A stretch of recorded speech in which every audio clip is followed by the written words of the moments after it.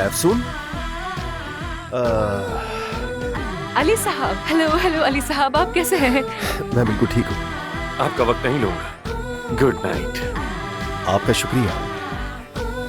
Doctor Aamir ने तो आपकी सर्जरी मुकम्मल कर दी थी और उसके बाद भी आपने अपना इलाज हमसे जारी रखा था। नहीं, मुझे नहीं पता डॉक्टर आमिर किस हॉस्पिटल में जाएंगे।